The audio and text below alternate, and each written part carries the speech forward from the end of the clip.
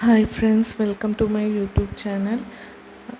Videos ആദ്യമായിട്ട് കാണുകയാണെങ്കിൽ subscribe ചെയ്യുക. വീഡിയോ ഇഷ്ടമായാൽ ചാനൽ സബ്സ്ക്രൈബ് ചെയ്യുക, ലൈക്ക് ചെയ്യുക, ഷെയർ ചെയ്യുക. അപ്പോൾ നമ്മൾ PSCയിൽ ഇമ്പോർട്ടൻ്റ് ആയിട്ടുള്ള ഇന്ത്യൻ പത്രങ്ങളെക്കുറിച്ച് എന്തായാലും എക്സാമിൽ ചോദിക്കാറുണ്ട്. അപ്പോൾ ഈ PSCയിൽ ഇമ്പോർട്ടൻ്റ് ആയിട്ട് വരുന്ന ഒരു ടോപ്പിക്കാണ് പത്രങ്ങൾ എന്ന് പറയുന്നത്. ഈ പത്രങ്ങളെക്കുറിച്ചാണ് ഇന്ത്യയിലെ പ്രധാനപ്പെട്ട പത്രങ്ങളെക്കുറിച്ചാണ് പറയുന്നത്. ദേശീയ കാഴ്ചപ്പാടോടുകൂടിയ പത്രങ്ങൾക്ക് ഇന്ത്യയിൽ തുടക്കം കുറിച്ച വ്യക്തി ആരാണ്? രാജാറാം മോഹൻ റായ്. ദേശീയ കാഴ്ചപ്പാടോടുകൂടിയ പത്രങ്ങൾക്ക് ഇന്ത്യയിൽ തുടക്കം കുറിച്ച വ്യക്തി ആരാണ്? രാജാറാം മോഹൻ റായ്. രാജാറാം മോഹൻ റായ് ബംഗാളി ഭാഷയിൽ ആരംഭിച്ച പത്രം ഏതാണ്? സംബാദ് കൗമുദി. പേർഷ്യൻ ഭാഷയിൽ ആരംഭിച്ച പത്രം മിറാദ് ഉൽ അക്ബർ. പ്രാദേശിക ഭാഷാ പത്രനിയമം നടപ്പിലാക്കിയ വർഷം 1878. പ്രാദേശിക ഭാഷാ പത്രനിയമം നടപ്പിലാക്കിയ വൈസ്രോയി ലിറ്റൻ പ്രഭു. ഏതൊക്കെയാണ് കാര്യങ്ങൾ? ദേശീയ കാഴ്ചപ്പാടോടുകൂടിയ പത്രങ്ങൾക്ക് ഇന്ത്യയിൽ തുടക്കം കുറിച്ച വ്യക്തി ആരാണ്? രാജാറാം മോഹൻ റായ്. രാജാറാം മോഹൻ റായ് ബംഗാളി ഭാഷയിൽ ആരംഭിച്ച പത്രം സംബാദ് കൗമുദി. പേർഷ്യൻ ഭാഷയിൽ ആരംഭിച്ച പത്രം മിറാദ് ഉൽ അക്ബർ. പ്രാദേശിക ഭാഷാ പത്രനിയമം നടപ്പിലാക്കിയ വർഷം 1878. പ്രാദേശിക ഭാഷാ പത്രനിയമം നടപ്പിലാക്കിയ വൈസ്രോയി ലിറ്റൻ പ്രഭു. അപ്പോൾ പ്രധാന പത്രങ്ങളെക്കുറിച്ചാണ് ഇനി പറയുന്നത്. അപ്പോൾ അതിനു മുന്നേ ബ്രിട്ടീഷ് ഭരണകാലത്ത് പ്രചാരത്തിലുണ്ടായിരുന്ന സുലഭ് സമാചാർ വർത്തമാന പത്രം എവിടെ നിന്നാണ് പ്രസിദ്ധീകരിച്ചത്? ബ്രിട്ടീഷ് ഭരണകാലത്ത് പ്രചാരത്തിലുണ്ടായിരുന്ന സുലഭ് സമാചാർ വർത്തമാന പത്രം എവിടെ നിന്നാണ് പ്രസിദ്ധീകരിച്ചത്? ബംഗാൾ. ഇനി അടുത്ത പത്രങ്ങളും അത് സ്ഥാപിച്ച നേതാക്കളെക്കുറിച്ചാണ് പറയുന്നത്. ഒന്നാമത്തെ പത്രം ഹിന്ദു സ്വദേശി മിത്രം ജി സുബ്രഹ്മണ്യ അയ്യർ. ഹിന്ദു സ്വദേശി മിത്രം ജി സുബ്രഹ്മണ്യ അയ്യർ. അമൃത ബസാർ പത്രിക Shishir Kumar Ghosh.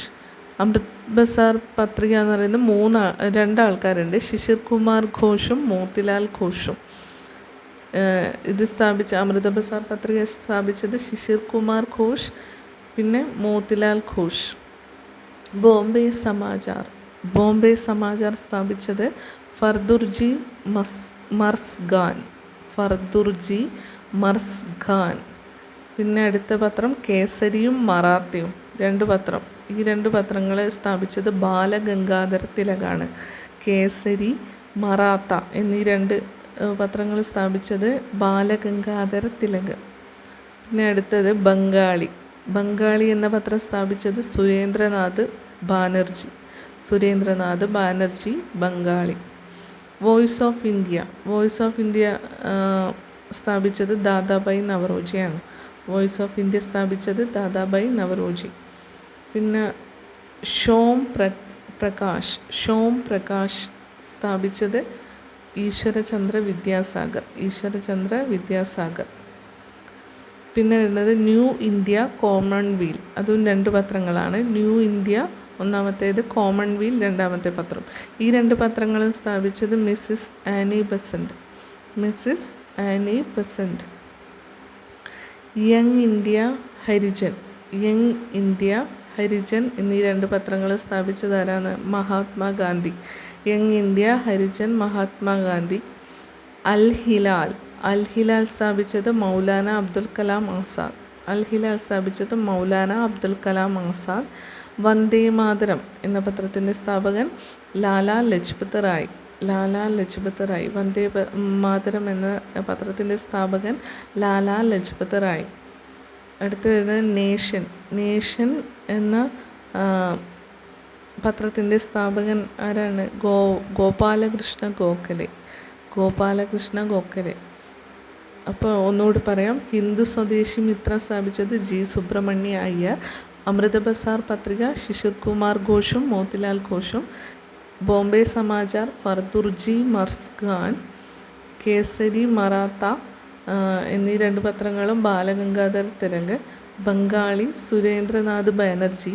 Voice of India Dadabhai Naoroji, Som Prakash, Ishwarchandra Vidyasagar, New India